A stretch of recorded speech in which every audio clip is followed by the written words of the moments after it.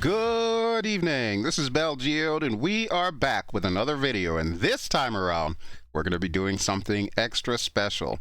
I made a promise to you all that I would do a quick review of the brand spanking new Oculus Rift S, and here it is. But first let me back everything up a second here, because I'm sure you probably already know a little bit about the Oculus Rift S, but not quite how it compares with the original Oculus Rift CV-1. That's where I'm coming from. That's how I'm gonna lay this video out, is basically as a user of the Oculus Rift CV-1 who's migrated to the Rift S. And folks, let me tell you something, it is surprisingly good. I'm really enjoying it. All right, but with that having been said, I'm going to give you a little bit of a background here. So we'll go back in time to 2016, June of 2016, FlightSimCon in Connecticut. That's when I got my first experience with VR, and it was actually with the HTC Vive. I loved it. I really loved the experience, but I wasn't quite ready to commit yet because I needed to upgrade my computer. So fast forward to 2017, June, and also at FlightSimCon, I got the second opportunity to try out VR, and I did, this time with the Oculus Rift CV-1. I was really, really impressed. So impressed that 1 month later in July, I ended up buying and receiving this bad girl right here. Every single video, with the exception of the Arma 3 ones, since July of 2017 has been recorded inside this thing here. This is, of course, the Oculus Rift CV-1. And up until recently, this was the primary product that Oculus had available for end users. So this is it. This is it. However, this has now been discontinued. Why? In favor of the other guy over there. The Oculus Rift S recently came out Tuesday this past week, and this is it right here. Now you'll notice some fundamental changes between this and the CV-1. So I'm going to show both of them here. You can see first and foremost that the headband is a little bit different. It's a completely new design. And actually, just between you and I, it was a stolen design. Lenovo helped them design it, so Lenovo's headset looks very similar to this. And from my understanding, the PSVR headband is also very much like this. So that's kind of where they got that idea from. But you'll notice on the front end of it that it's got those two little cameras at the bottom. And it's also got a little button there, and it's got some other doohickeys on the side. There's even a jack for a headphone in case you don't want to use the built-in sound that this thing comes with, but I'll go through all of that in a moment. So we'll compare that again with the Rift CV-1, and you will see that there is a night and day difference just in the look. Now bear in mind, mine also has those little padding things on there, which you can buy online. It's the VR cover padding. I highly recommend that you get that, because that was a chief complaint that I had with this thing, was the fact that after a while it would get uncomfortable. And let me tell you folks, if you're doing a 2-hour run in DCS World where you're doing a lot of combat and basically getting a workout, putting your neck in all different angles to go shoot down bandits, it gets old after a while. All right, but no longer will I need any of that, because I've got this. Yes, look at that. Look at that. And you can even see on the top, there's a little sensor at the top too. Now, you may wonder, why does it have all of those little sensors? The thing with the Rift CV-1, you had to have what they call lighthouses. Now, I'm going to reach over my desk here and see if I can find one. I kind of packed everything up and put it on a corner here. This is a lighthouse. This is what it looks like. Basically, it is an infrared tracking device. So, little clear part that you're seeing there, you have to set this up at an angle pointing towards you, and you typically will have two of these guys. So one on the left, one on the right. You can have more, but bare minimum, I would say 2 is sufficient. But this is how it tracked your headset, and also the hand controllers, the touch controllers that you would use with the Oculus Rift. Incidentally, those too have changed. So this is what the touch controller looks like for the Rift CV-1. This is the original touch controller. Very big, very bulky, fits your hand nicely, and then it has this little loop that honestly I just used to like slip over my wrist so that way I wouldn't lose the thing. But that is no longer needed because Oculus Rift S now comes with its own touch controllers. Very similar design, but a bit more compact, and even the ring is actually smaller, so I can't actually slip this through my wrist, and it's pointing in the opposite direction, whereas the other one is facing down. This one is actually facing up, and you get two of these guys. What you do not get, however, are those little lighthouses, or the one that I just showed you before. That's the revolutionary idea that Oculus with Lenovo brought to the table for the Rift S. They wanted to completely do away with those little lighthouses, and each of those lighthouses takes one USB 3.0 cable. So you no longer need to use those extra two USB cables because everything to track the headset and the hand controllers is in the headset itself. So you'll see all those little sensors that I showed you before, the one on the side, one on the top, the ones in the front, and so on and so forth. That's what actually will track everything for you. They call it inside-out tracking, and I'm sure it's probably not revolutionary. I believe there may be other headsets out there that are experimenting or have perfected this, but this is the key selling point to the Rift S, or one of the key selling points, I should say. So when you have this thing on, you don't have to worry about the lighthouses. You do have to make sure that you have some light in the room. You can't do this in total darkness, otherwise it won't find itself. It kind of needs light. But I'm going to show that off in a second here. Now, another major concern that everyone has had has been the resolution. At the bottom of the screen, I'm going to pop up what the current resolution is for the Oculus Rift CV-1 and compare it to the new resolution of the Oculus Rift S. You'll see there's not much of an improvement, but this is where they get you, and this is the part that really shocked me. When you put on the Oculus Rift, what you're actually seeing through are LCDs, as opposed to the Rift CV-1, the older design that uses OLEDs. There's something about the way that the OLED is manufactured that not all of the pixels will see all of the colors. So you end up with something called screen door effect, and it's very noticeable, and it definitely diminishes the richness of the color as well as the clarity of what you're seeing on the screen. That's why everybody's been complaining, oh, the Rift is so blurry. It's because of the OLEDs. Now, what they've done with the Rift S is they've used the LCDs, and even though LCDs do have their own drawbacks, the clarity is unmistakable. Yes, there is still a little bit of the screen door effect, and for those of you who are wondering, the screen door effect, think about it this way. Imagine you're standing literally in front of a screen door, like one that you would have going out to your porch. And you're looking at the outside world through the screen door, but you can still see all the little crosses or the mesh itself in the screen. That's literally what screen door effect is. The Oculus Rift CV-1 has it a lot of headsets have it a lot, and even the Rift S does have it, but to a much lesser degree. That's because of the LCDs. Now, I'm going to show you a picture here. Let me pop this up. I'll make the picture bigger, but for now I'm just going to put it in the corner. My thanks goes out to Sean in VR Aviators, the Facebook group that I admin and participate in daily. Sean created this picture side by side showing you what it looks like inside both headsets. So on the left you're going to see the Rift CV-1, and on the right you're going to see the Rift S. And I want you to pay special attention to the clarity of the instruments that he's looking at, as well as the color, the overall color and blurriness. That's the important things that I need you to take away from that.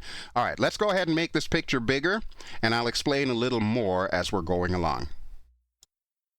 So as you can see, now that I've got the picture blown up a little bit, There is a remarkable difference both in the color and in the clarity of what you're looking at right there. On the left, of course, is the Rift CV-1, the original Oculus Rift, with its resolution of 1080 pixels by 1200 pixels. Now, since it's running OLED, part of the problem with that is OLEDs don't accurately reflect the color that's being shone into them, so to speak. So that's why you end up with that weird tint that it's showing right there. Now on the opposite side, the Rift S with the resolution of 1280 pixels by 1440, number one, means you get a slightly more improved FOV, but because it's using LCDs, LCDs are more accurate as far as their color matching. And you'll have to ignore the little orange bright spots on there. That's actually an artifact from Sean's phone when he was taking this picture. But overall, the picture speaks for itself. It's a pretty big difference in just what you can see with this headset on. So as you can see, it's pretty much a night and day difference. However, pictures and videos really can't do it justice. It's something that you have to experience yourself. As a CV-1 user, someone who's managed to switch to the Rift S, it has truly blown me away. Every single sim that I've used it in has shown a definite improvement in clarity and focus. It's amazing. In DCS, I used to be able to see 10 miles out. I can still see 10 miles out, but I can see them a lot clearer now.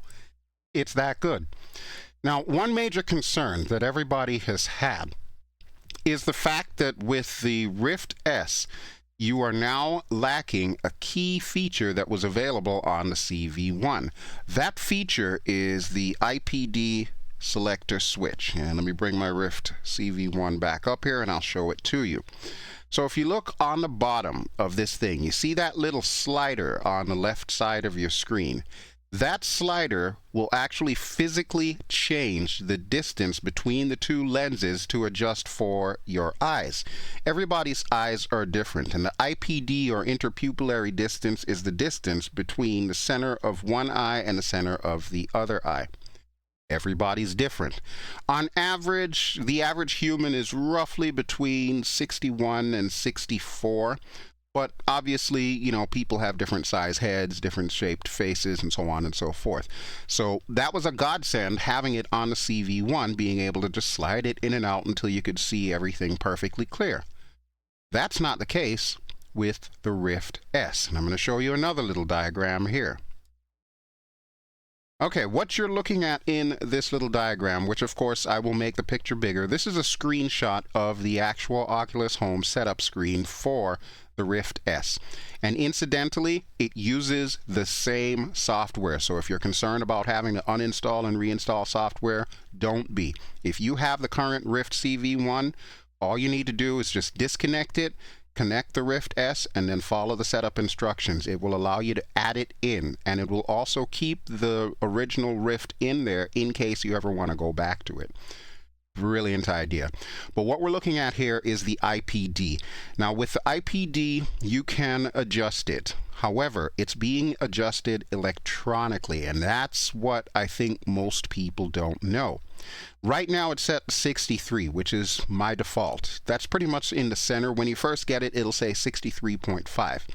You can put this as low down as 58. So if your IPD is actually 58, you can use this thing. You can go as high as 73. So again, if your eyes are spaced wide apart up to 73, then yeah, you can do that. 73 millimeters is the max. If you're a little bit above or a little bit below that, I'm sorry to say, the Rift S is not for you. It's going to be too blurry for you. You're going to have a lot of eye strain and fatigue trying to focus on what you need to see.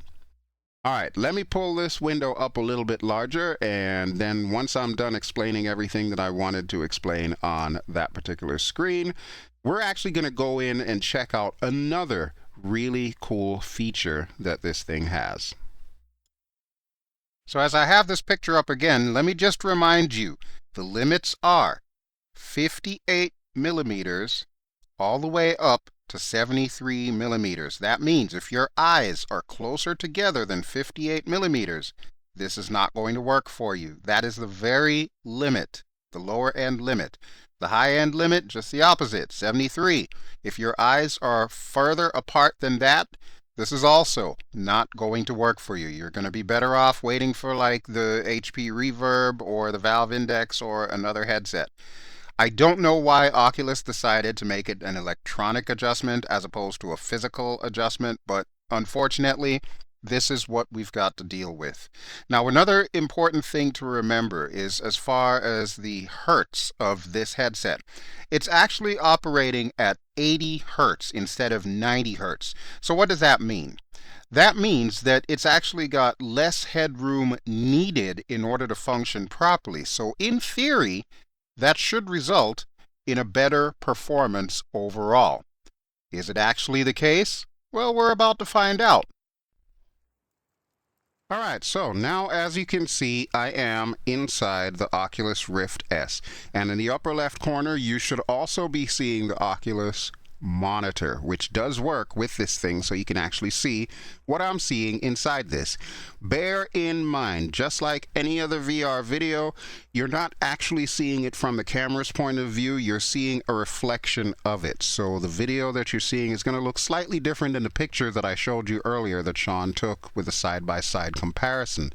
But still, it's good enough for me to give you an idea of what it's like inside this thing, so that way I can show you some of the other nifty things that it's got. Now, before I continue, I do want to make a note about the audio. Honestly, the audio in the Rift S is the weakest link. Oculus took a step backward, and it's clear to me that they thought of this more as an afterthought than anything else.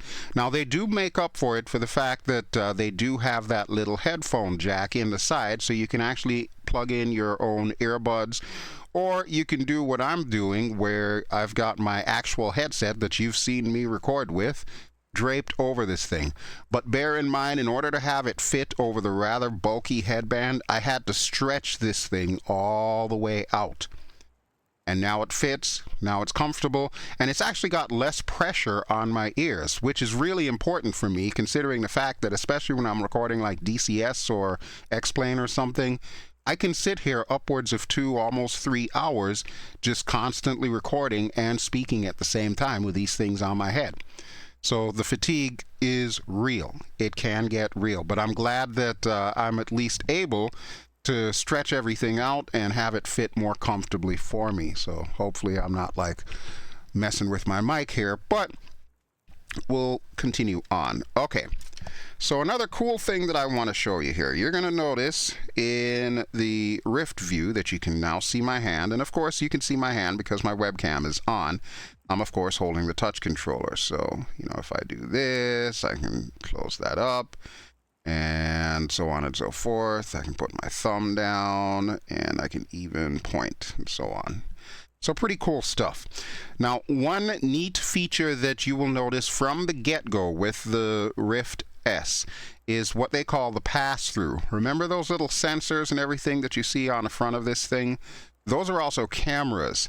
And it does what I like to call a FLIR view, or forward-looking infrared. It's not truly FLIR, but that's just kind of what it looks like. It does seem like it's a little bit distorted, so it's not perfect, but it will allow you to see what's going on inside your room. I'm going to demonstrate it by hitting the little O button, the Oculus button on this thing. So if you double-click it, there we go. We are now in pass-through mode.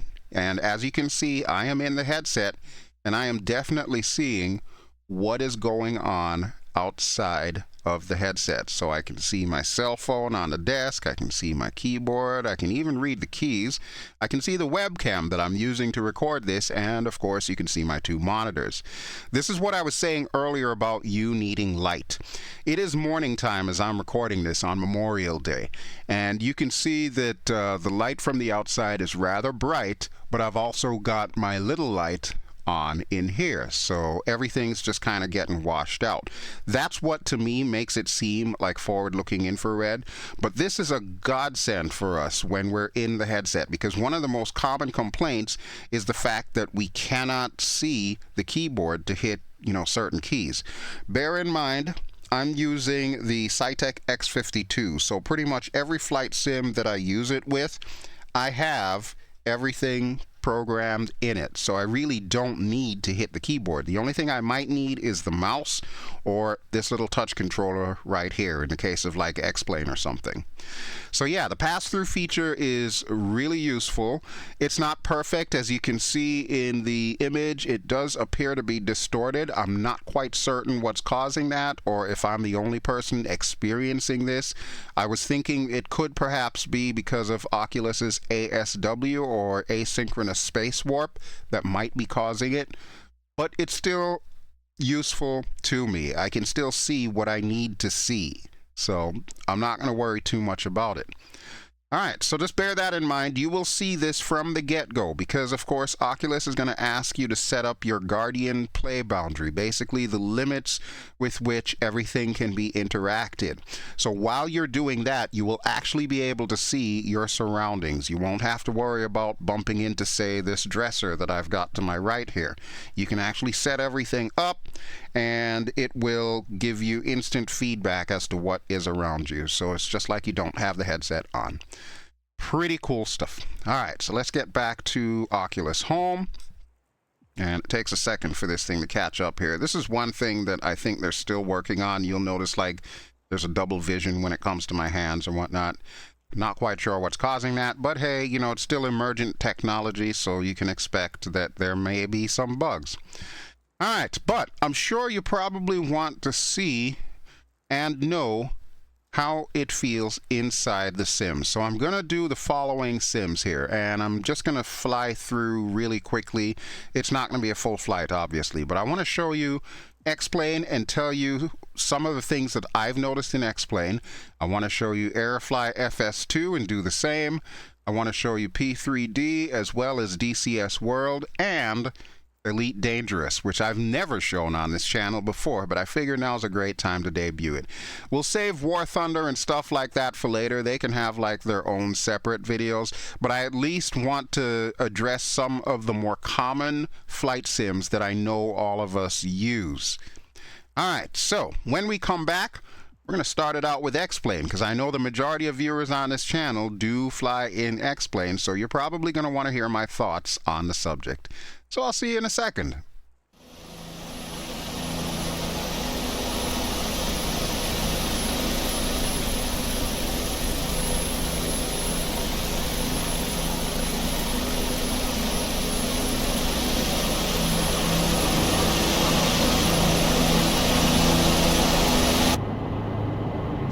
Okay, so our first victim is going to be X-Plane, because as I stated, I know that the majority of viewers of this channel really love X-Plane. So, since you guys are the lion's share, I figured I would go through my experiences with this one first.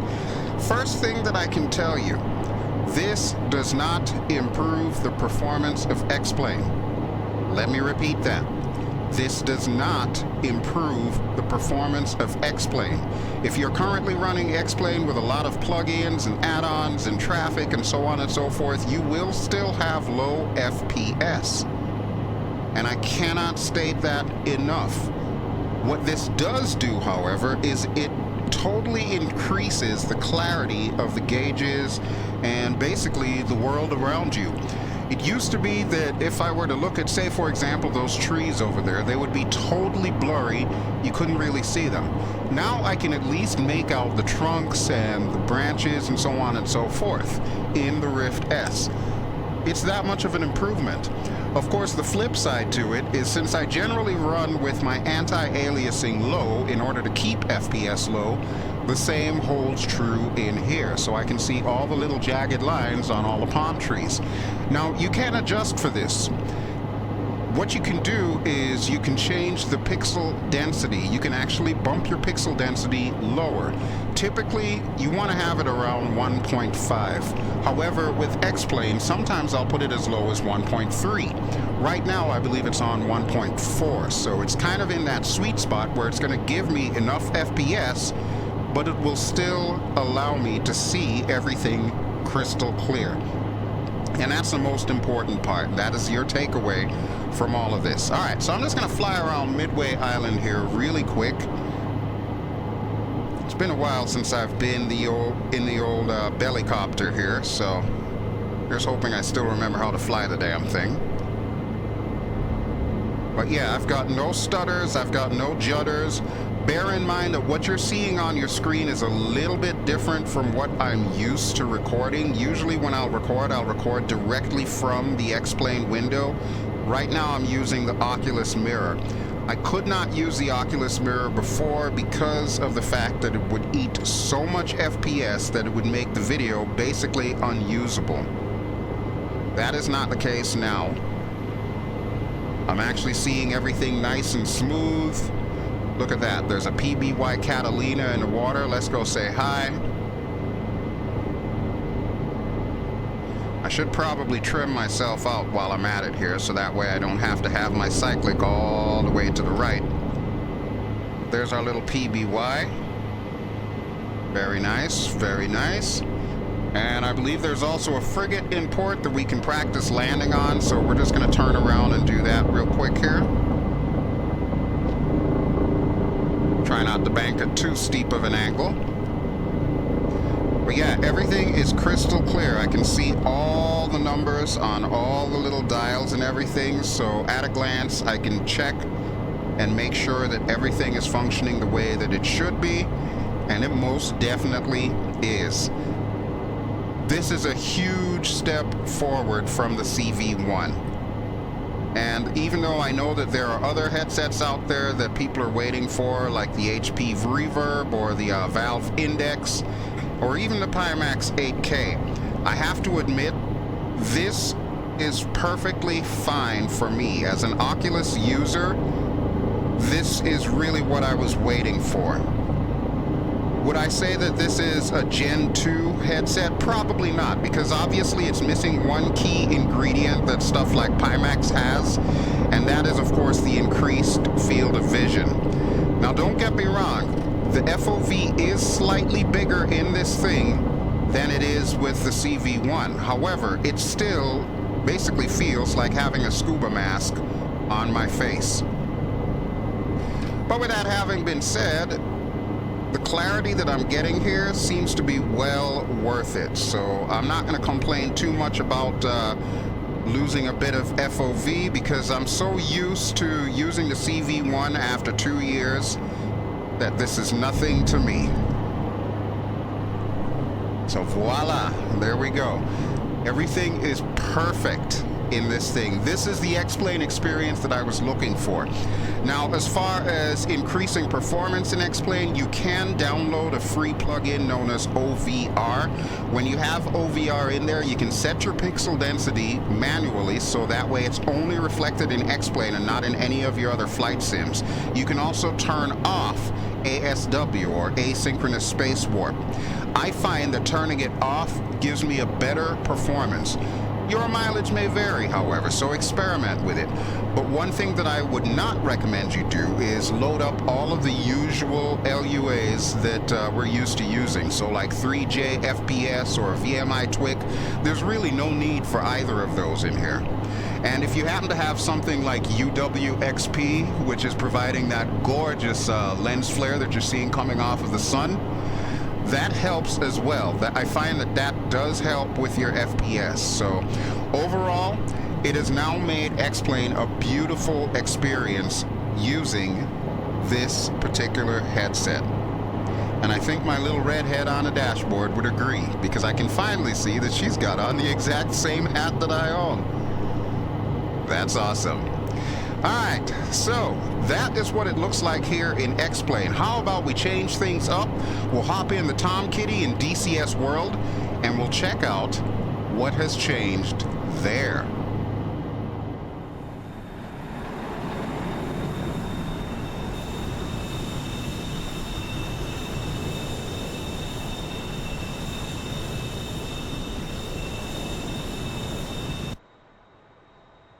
Okay, so now we're going to try out DCS World, and just like with X-Plane, the same thing applies. It will not improve your performance, so if you're already having low FPS, chances are it's going to stay the same. One thing I am going to do is I'm going to turn off the mirrors, because I have noticed that mirrors tend to eat FPS, so we'll keep those off. Alright, and even though I'm in DCS, I am still using the touch controller. You can see the little glove there, so if I wanted to, I could put on our parking brakes, or I could take them back off, you know, that sort of thing. I'm still trying to get used to the whole concept of using gloves in DCS, because up until now, all I've ever done is use the mouse. But I don't think I'll need it for anything else, so what I'll do is I'll hang it off of this little knob that's on the front of my desk, and we're pretty much good to go, as long as it doesn't accidentally hit something. Alright, so let's take off and we'll go for a quick fly around. So brakes down, throttles up, full mill, and brakes off. Let's go, go, go. Make sure I have my nose wheel steering off. Yep, I do. This is good.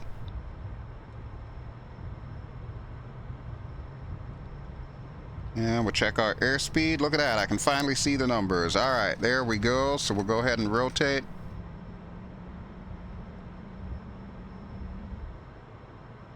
Now you will still notice a little bit of stuttering here and there. That's DCS. That is not the Rift S. So just be advised, that will still be a thing. Alright, let's get our maneuvering flaps up. And let's get some airspeed and get going here. Okay, so we're just around Batumi here, so we're just gonna like fly around. And I can only imagine what this looks like on the webcam view, since you can see what my head is doing and you can also see what I'm looking at. It must look pretty funny to see it just in the webcam like that. But yeah, that's the beauty of VR. You can put your head anywhere and basically keep your head in the game. This is awesome. We're just going to do a quick circuit here, so we'll probably head over to some of these mountains here, and we'll get down in the weeds with our hair on fire, or what's left of my hair, and then we'll come in on the same runway that we took off from. Alright, so with DCS, obviously we've got the problem that it's still not completely optimized. Those promised VR updates that they had for us, we still have not gotten them as of the time of this recording. And remember, I'm recording this on Memorial Day, so this is late May 2019.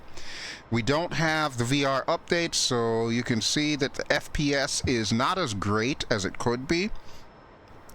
And again, if I wanted to, what I could do is I could lower the pixel density that I'm getting inside the Oculus Rift S. It won't detrimentally affect the clarity of what I'm seeing. It's still going to be pretty clear, but it will have the fringe benefit of giving me some of that lost FPS back. And of course, I chose the Caucasus because of the fact that the trees, even though they're quote-unquote speed trees, they're still major FPS hogs.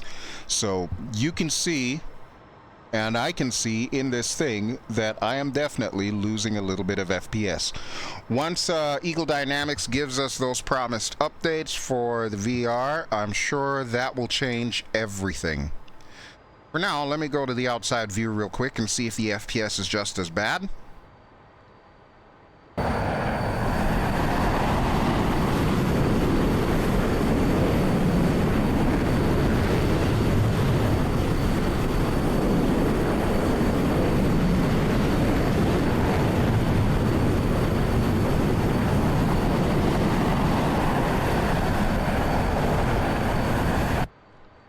Okay, it's not as bad on the outside as it is on the inside, but that could have something to do with the fact that there's a lot being rendered on the inside.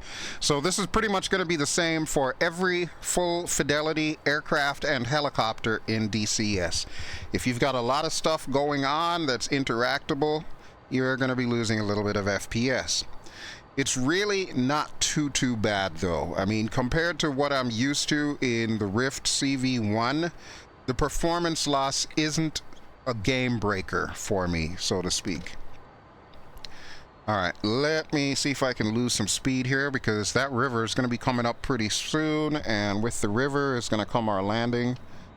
We'll get our speed brakes out. All this time I never noticed that the speed brake thing is actually a mesh. It's like a little tic-tac-toe. That's pretty cool. Never noticed that. It's amazing what can happen when you actually get a VR headset that will be able to see what you need to see.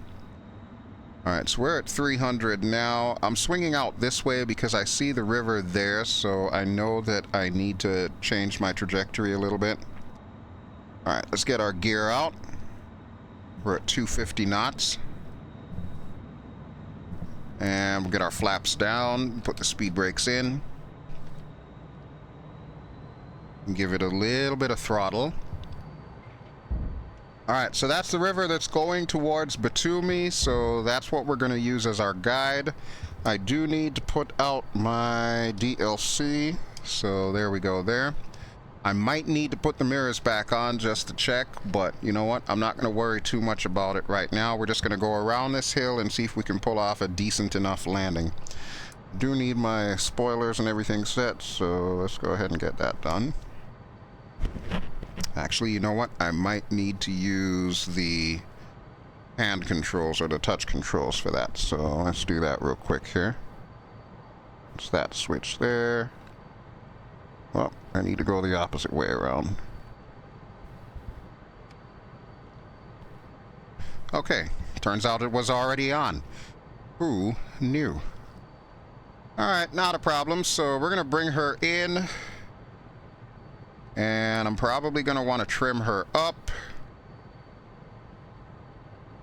There we go, get some AOA. We need 15 units of AOA. Smack dab in the center there.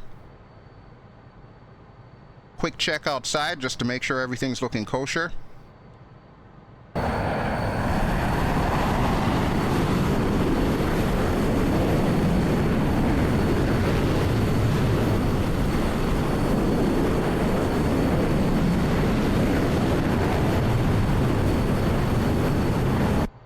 Yep, everything's looking good, so we're just about lined up now. And I'm going to change my HUD setting to landing. There we go, that's what I was looking for. Our AOA is still a little bit off, so we can afford to trim up somewhat.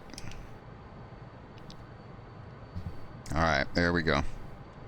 So far, for just a quick hop, I haven't had any real concerns. Everything is pretty clear, and yeah, even though FPS is still a little bit of an issue, I'm more inclined to blame that on a DCS thing than anything else. I think once they give us what we're looking for, we're going to see a marked improvement in all VR headsets. I think they promised us 50% increase in VR performance, so we'll see if they can deliver that.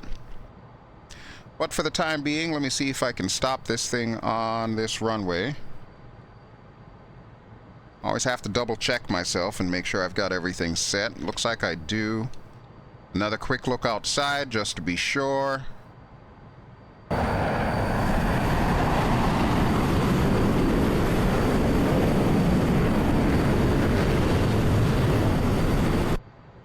Oh yeah, everything's looking kosher. All right. So let me hit the DLC twice. Get our little pipper down. There we go. Start dropping power a little bit here and increasing our trim. All right, well, we're just about lined up, folks. It really doesn't get much better than this. We'll see if Jester complains about my landing this time. He's notorious for doing that. 500. Thank you, Jester. Keep counting them down for me, baby. 400 feet. Thank you. 300 feet. Man, I love when he does that. Although I feel like he's judging me. 200. Actually, I know he's judging me. 100. Okay, there we go. 50. And we're down. Parking brakes out. Or not parking brakes, but speed brakes. And and I'm not seeing the thingies. Why aren't the thingies out? The spoilers. There we go. Spoilers are now out. Okay, and look at that. We got plenty of runway to go. We're not about to run off the edge, so this is a good thing. I'm gonna hit this brakes here. I think we missed our turnoff though, but that's all right. Not really planning on taxiing all the way back. The whole idea was just to kind of show you what is going on with DCS with the Oculus Rift S. It definitely improves everything except performance, and that's going to be a common theme for some of these flight sims. All right, but right here should be good, so we're just going to park it. Okay, there we go. And while I'm at it, we'll get our parking brakes up. Our actual parking brakes, not our spoilers this time. There we go. Looking good. Let's put the DLC in. All right, DLC is in. Perfect. Okay, so that'll do it for DCS. And as you can see, it is definitely still worth utilizing this thing with. All right, so next up, we're going to take a look at prepared version 4.5.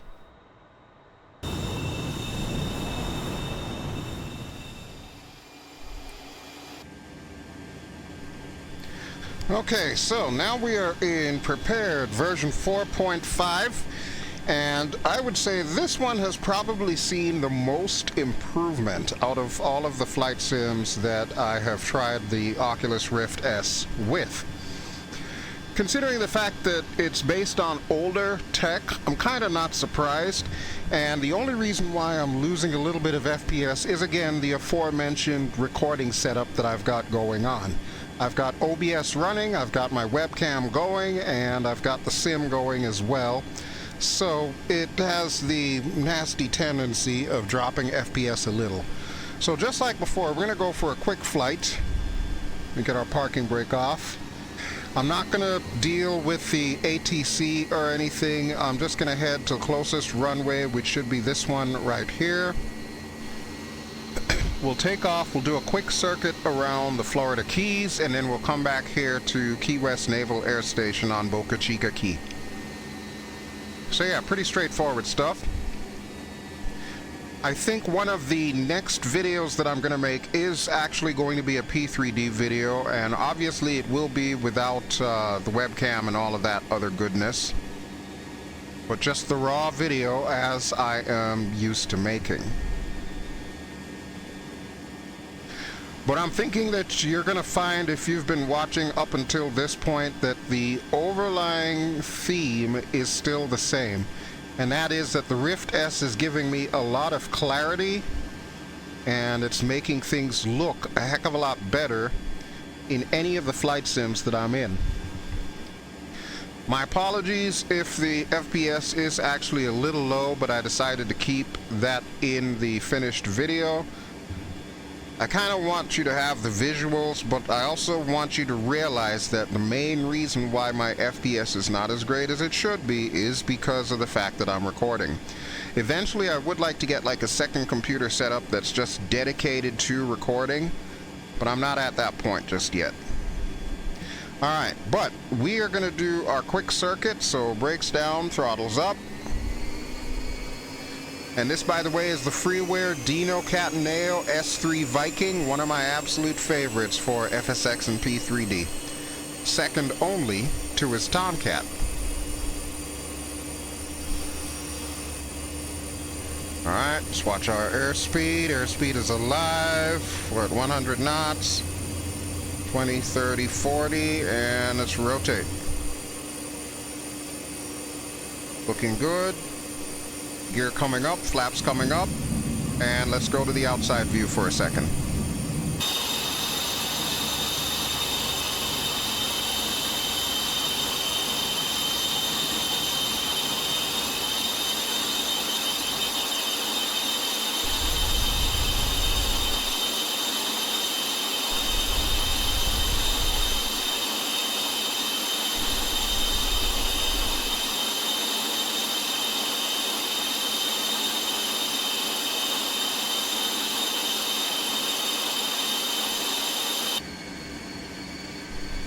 love banking in this thing because it's got that incredible view. Look at that.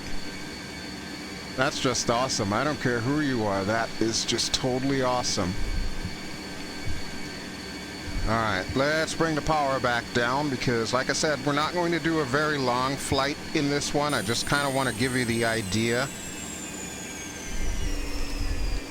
There's the Florida Keys and P3D. In my opinion, I think P3D has some of the best water. Even though it is based on FSX, just the way that they have approached it and all the various reflections and so on and so forth, I think they've done the most with their water, even more so than X-Plane. DCS, of course, has really, really good water, but every now and then I'll get like this little flicker where either in the left eye or the right eye of the Oculus Rift, it will have this nasty tendency to show me the bottom of the water. Haven't yet figured out what's causing that. I can only assume it's a bug on the part of DCS. Alright, we are just about at approach speed. Let me see where we are in relation to the runway. Oh, we got a ways to go. Hell. I can definitely feel like I'm losing FPS because it is showing inside the headset as well. But again, there's not really much I can do about that because that is because of the fact that I'm recording. But we're going to try and make this as quick as possible here. And we're a little too high for me to get the gear out, so I'm going to put the throttle to idle, put our speed brakes out, and we'll swing ourselves around.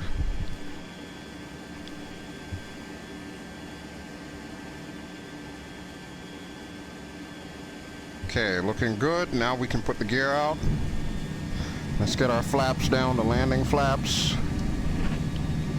You see, that's what I mean about the water. Look at the reflection of that. That's just awesome. That is just awesome. Okay, gears out, flaps out, and where is my runway? Somewhere over there. Alright, we don't want to drop out of the sky, so let's give it a little bit more. Trim ourselves up a bit. Look at that. We're cruising at about 400 feet off the deck. That's not good. Full power.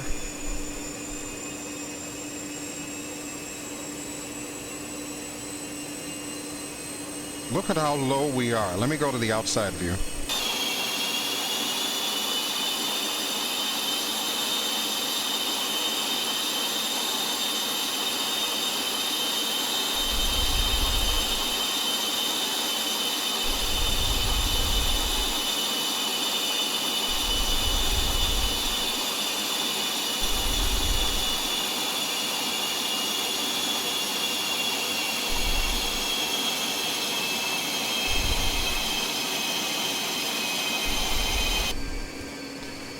Alright, thought I saw a runway somewhere around here. Yep. I'm thinking that's actually the longest of the two runways. That might not be the one that I want. The one that I want should be pointing the other way, I think. Either way, we're going to bring this puppy down and call it done. So yeah, overall, if I were not recording, I would say that Prepared is pretty much ready for prime time when it comes to the Rift S.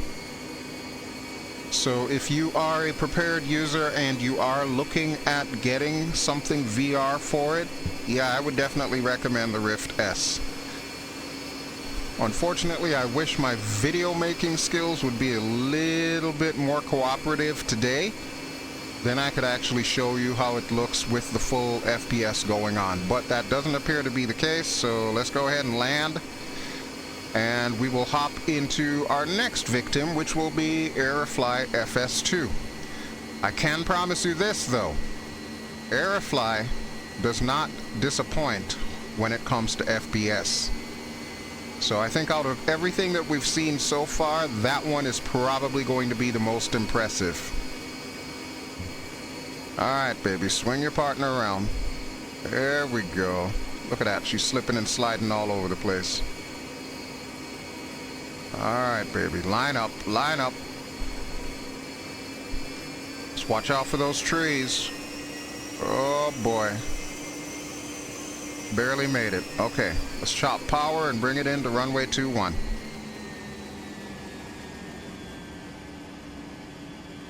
Little bit of floaty floaty. And there we go. Speed brakes out. And we are good to go.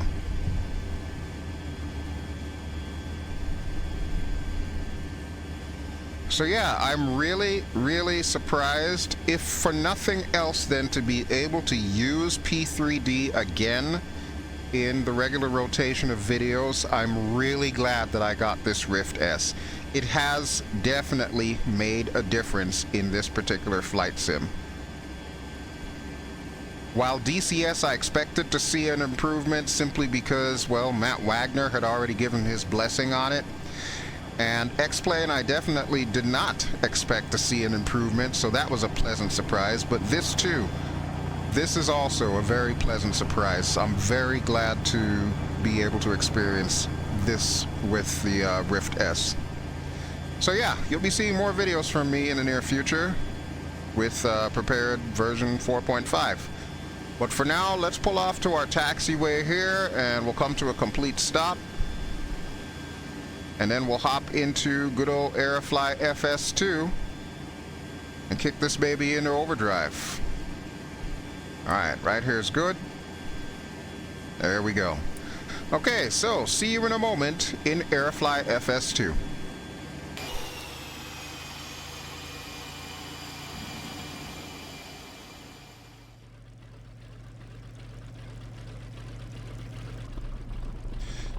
Now we're in Aerofly FS2, and honestly, out of all of the flight sims that I have, this one is the most flawless. It already gave me a good performance and quality inside the Oculus Rift CV-1. However, putting this thing on, it's like kicking it into overdrive. Plus, let's not forget that Vulkan is implemented in this thing, so already it's utilizing your GPU and your CPU more efficiently. And then, of course, you have the added eye candy of the Oculus Rift S, and it's just a match made in heaven. Alright, so we're somewhere in North California, and I'm just going to go for a quick fly around here, nothing too fancy. We'll do a circuit and then we'll come back in.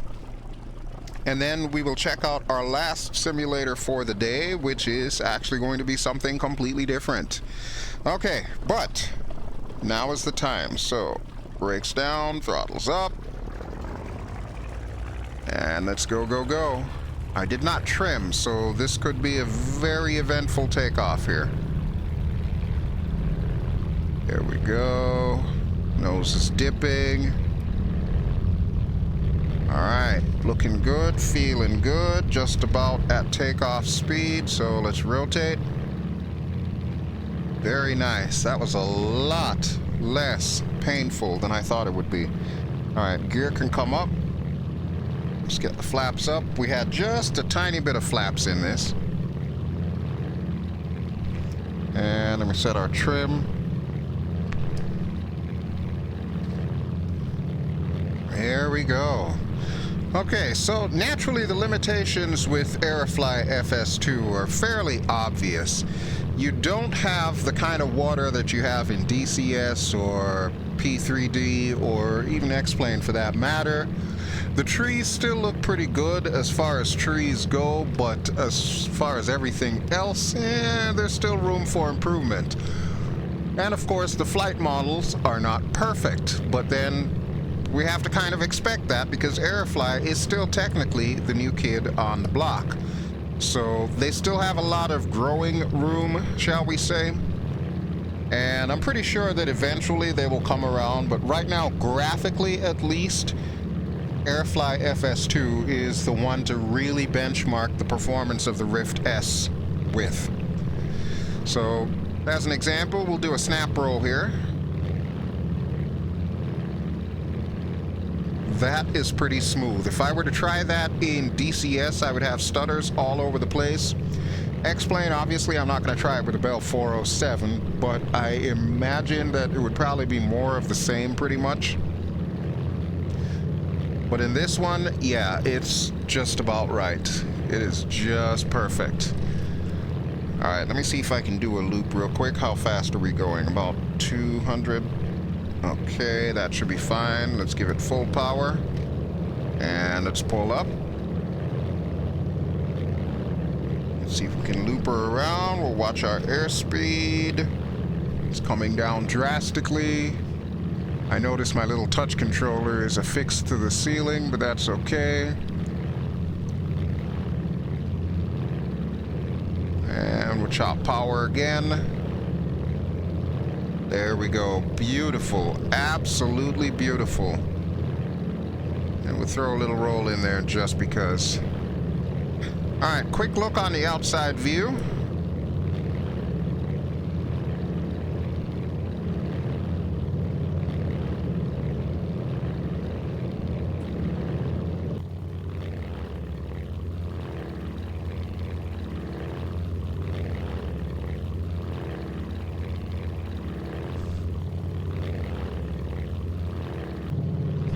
It's a beautiful thing, folks. It is a beautiful thing. Alright, we've got a lot of airspeed that we're going to need to drop here, so I'm going to follow the runway heading, and we're going to do like a quick airport break. We'll come around over the water, and then we'll bring her in for landing.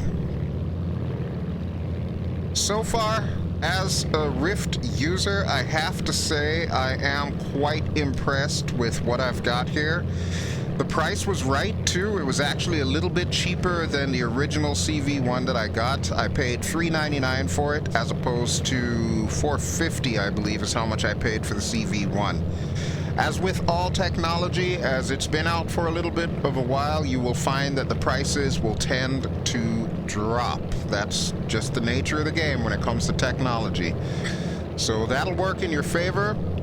But if you are brand spanking new to VR, you've never tried it before and you're kind of curious, I would definitely suggest this as a beginning VR headset.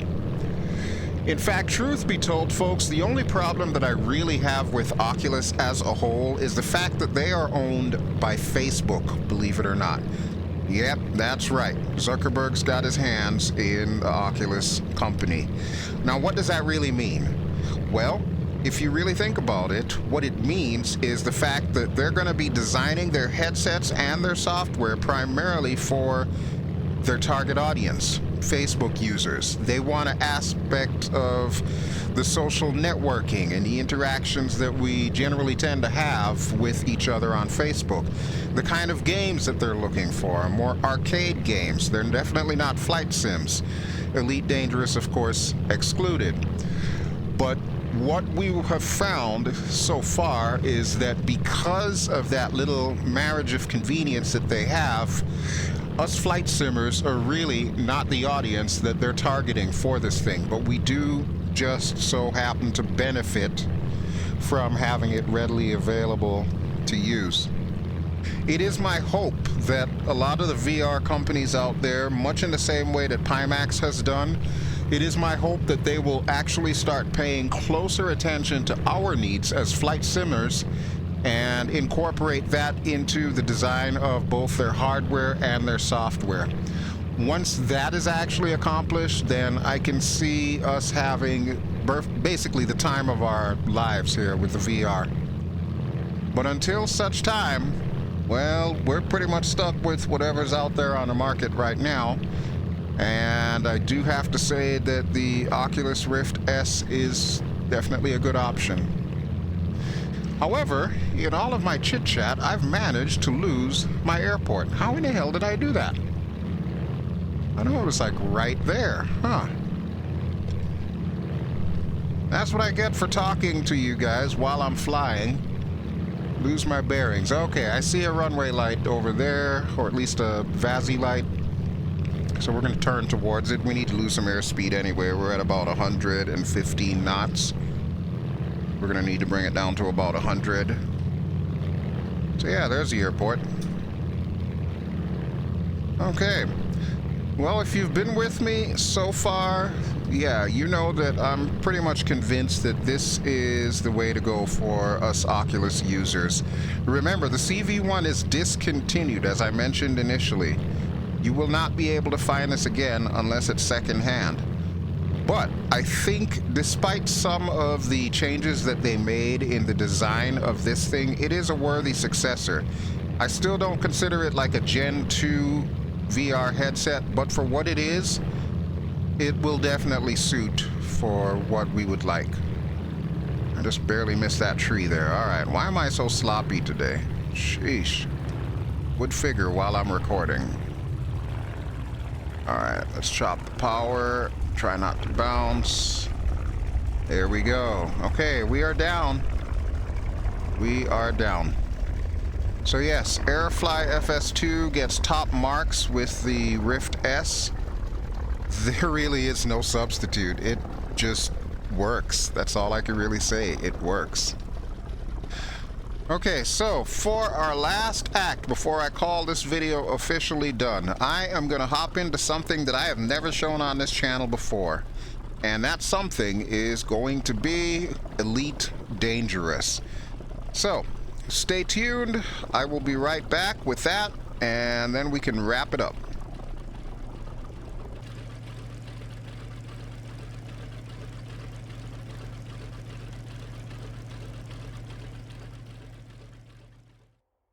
Ladies and gentlemen, this is Elite Dangerous. Yeah, I bet you didn't know that this is something that I do in my spare time in between flying the flight sims. This is my ship, Schmoopy. No surprise, Schmoopy is purple. And actually it's Schmoopy too, because it's the second ship that I've gotten. But yeah, this is Elite Dangerous. And honestly, this one was tailor-made for the Rift S because it, similar to Aerofly FS2, is just downright flawless. It is absolutely amazing. Granted, with it being a space sim, a lot of the trappings that we fall into with stuff like DCS or X-Plane or even P3D don't exist because we're in space. So naturally, we're going to get a lot more FPS with this sim than we will with any of the others. All right, let me hop into the cockpit here. Okay, so apparently we are at Trophy Camp, and I forget exactly where Trophy Camp is. It is in the Rhodius. Is that a planet or a system? I think it's a planet. Yeah, it's one of the moons that's orbiting that planet, I believe. At the Wolf 397 star. Okay, so what we're going to do is we're going to fly off the planet's surface and we're just going to kind of float around and check stuff out. And then that will be it for this particular video. So you can see my stats currently. This is in the couple of months that I've been playing. I really haven't been playing this thing too long. These are all the various modules. I've got all kinds of weapons on this thing, and let's see, external lights are off, night vision's off. I don't know if it's nighttime outside, but we're about to find out. All right, let's go to the surface and launch.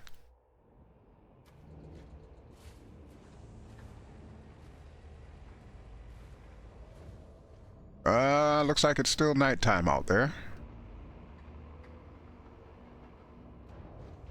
Yep, definitely looks like nighttime. Okay, not a problem. I come prepared for this.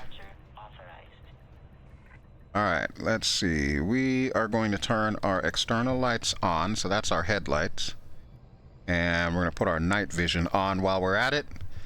I love the night vision in this thing. Oh my god, I know it's supposed to be high-tech, so I'm not expecting like an NVG set like I would with DCS.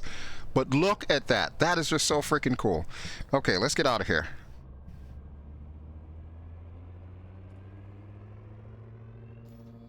It's so beautiful, folks. It's so beautiful. All right, let me put my landing gear up. And let's go forward. We'll go full speed.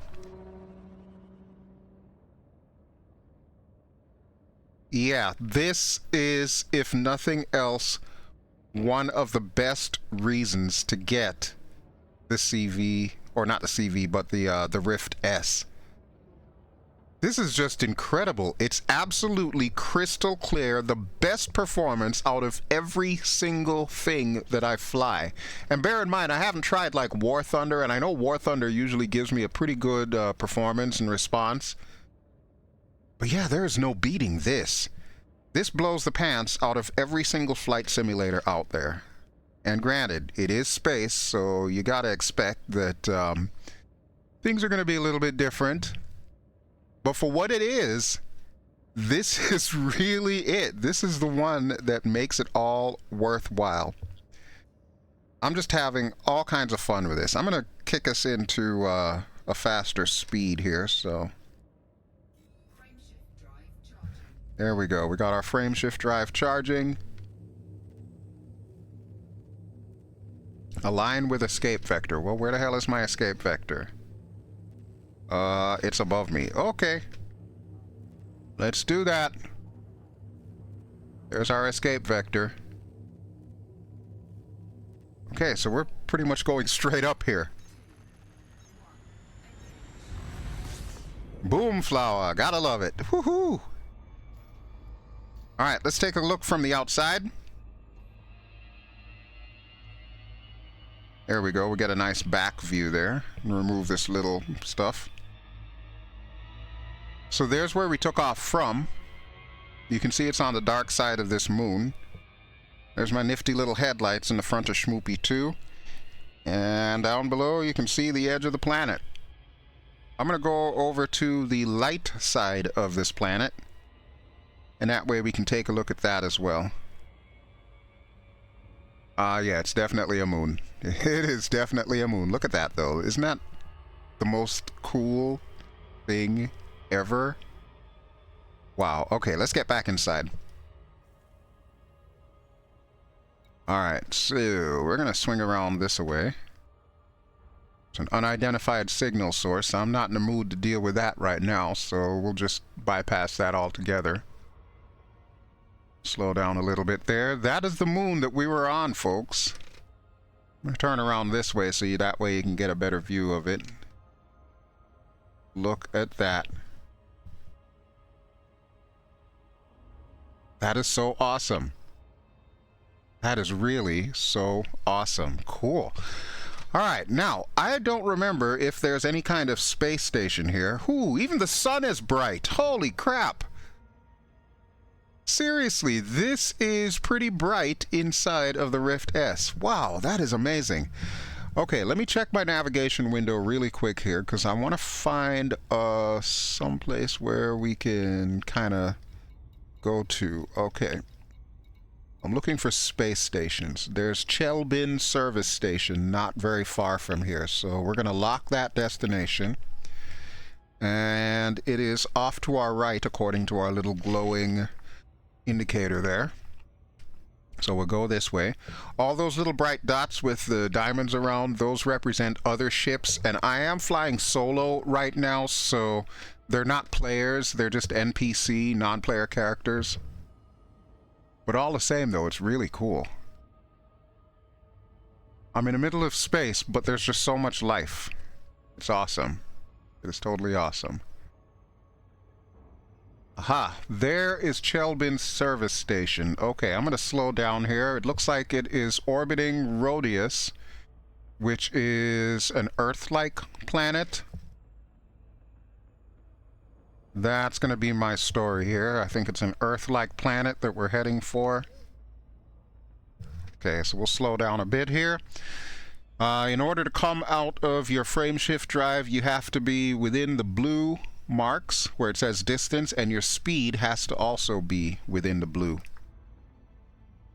Alright, I'm going to pass just to the bottom of Chelbin so that way we can get a good view of Rhodius as we go past. Looks like there's a polar ice cap there. There's another guy flying past. Probably interstellar police. I'm not wanted, so I'm okay. There's a city down there. See those city lights? That's pretty neat, huh? Now, bear in mind, they have not yet brought like atmospheric landing and so on and so forth, you know, actually getting on a planet. So it's a little bit different from what Star Citizen has done, because Star Citizen is already concentrating on that. But honestly, one of the big shortfalls with Star Citizen is the fact that they have not even put VR on the table, whereas this sim most certainly has. And I think that is what's making all the difference. My X52 is a little squeaky right now, so I'm going to have to hit it with some WD-40 or something. Okay, so we are closing in on Chelbin. That's where we're going to land. Okay, now we can disengage, so we'll hit that. And we'll wait to come out of warp. Whoa! Okay, I still have the night vision on, so how about we turn that off? Off. Exterior lights off. Okay, good to go.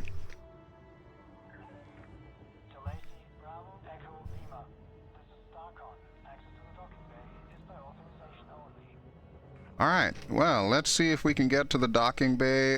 When we get a little bit closer, we will need to call them. So let me get them up on comms. Chelbin service station, request docking.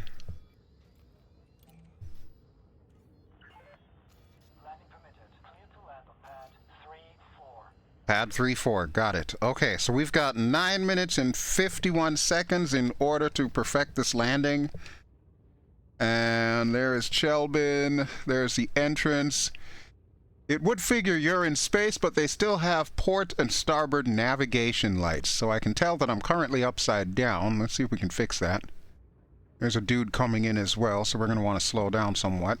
Let's get our landing gear out while we're at it. Wait for Betty. Give me the word, Betty. Thank you. Man, look at all those virtual billboards, too. Every single thing in here, folks, is absolutely crystal clear.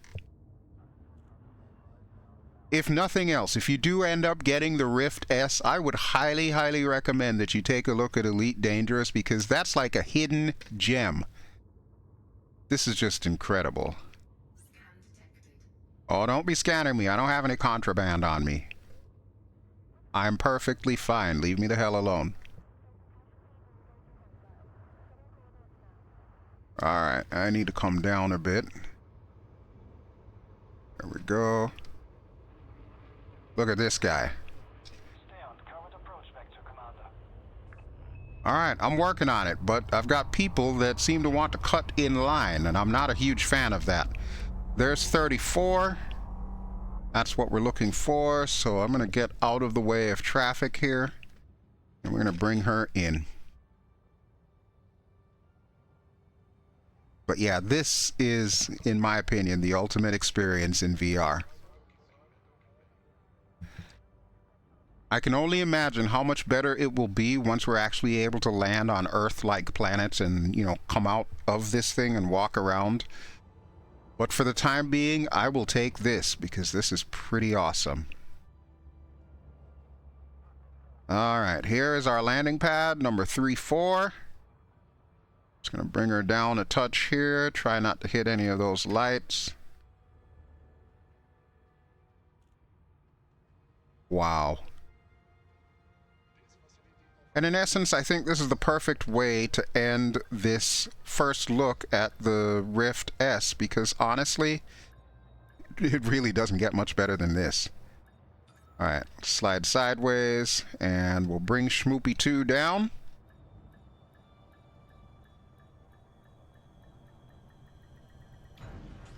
Perfect. Welcome to Chelbin Service Station, folks. That is just awesome. So yes, final analysis as I sit here in Elite Dangerous. Is it worth it for you, a Rift user, a Rift CV-1 user, to investigate and take advantage of the Rift S? Absolutely. There is only one stipulation I would give you. If your IPD, your interpupillary distance, is lower than 58, or greater than 73. There are ways that you can check, short of like going to an optician and having them measure it for you. But if you are outside of those two numbers, this is not going to work. It's not going to be smooth. It's not going to be clear. It's going to be blurry, and this will not be the headset for you. But if, on the other hand, you fall well within those parameters, by all means, give this a shot. Put away your CV-1. You will no longer have a need for it, because this is the substitute that we've been waiting for. The only thing I wish to see in like the next versions would be maybe a little bit wider FOV, so I'm not feeling like I'm in a scuba mask. But other than that, this one is ready to go. And I'm going to give it 2 thumbs up, because honestly, I think this was money well spent. So with that, I'm going to call this done, and I want to thank you as always for watching. This has been BelGeode.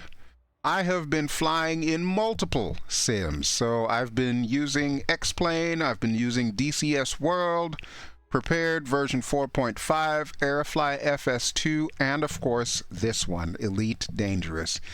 Thank you as always for watching. If you enjoy what you've seen, please feel free to give me a like. Don't forget to subscribe if you haven't already done so. And I will be back the normal way, without the webcam, doing the regular series that you're used to seeing.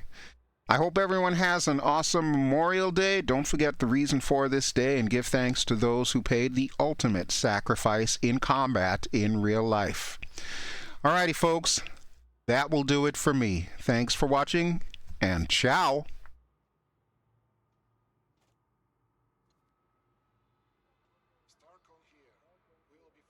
That's a handsome looking dude, if I should say so myself.